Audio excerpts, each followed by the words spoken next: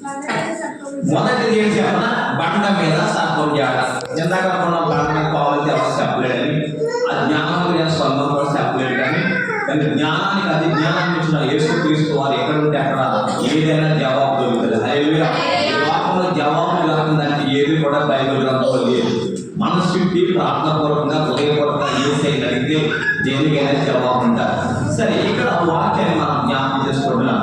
మొదటిది బండ అనే మాట చాలా సందర్భంలో చెప్పాను. బండ మీద సర్పము జాడ. బండ అనగా క్రీస్తు, సర్పం అనగా అపవాది.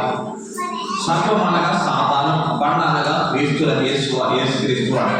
ఇక్కడ ఈ మాటలు చెప్తున్నప్పుడు జాగ్రత్తగా రండి. బండ మీద ఉన్నాం, బండ మీద సంఘం ఉంది, బండ మీద విశ్వాసం ఉన్నారు, బండ మీద దేవుని జనాంగం ఉంది. కానీ ఎందుకు వారికి సాతాను వచ్చి ప్రేరేపిస్తుంది?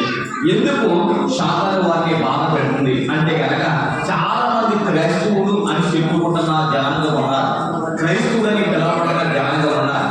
కానీ అలా క్రైస్తవులుగా ఉండకపోవడానికి కారణం సర్పానికి సమయం ఇస్తున్నారు.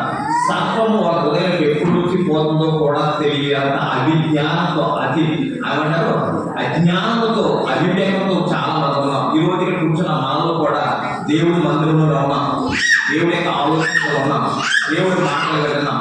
కానీ మనందరం కూడా బండలోనే ఉన్నాం, బండ మీద ఉన్నాం. కానీ మన హృదయం ఏముంది?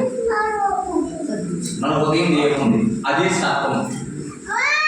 యేసులో ఉన్నావు, క్రీస్తులో ఉన్నావు, రక్షించబడ్డావు, రక్షణ పొందుకున్నావు, బండ మీద నువ్వు చేర్చబడ్డావు, బండలో ఉన్నావు. బండ అనేది క్రీస్తు. అపోస్తలుడైన పౌలు గారు కొరింథీ రాసిన 4వ అధ్యాయము 10వ అధ్యాయం 4వ వచనంలో అందరిలో ఆత్మ సంబంధమైన ఒకే ఆహారము భుజించింది.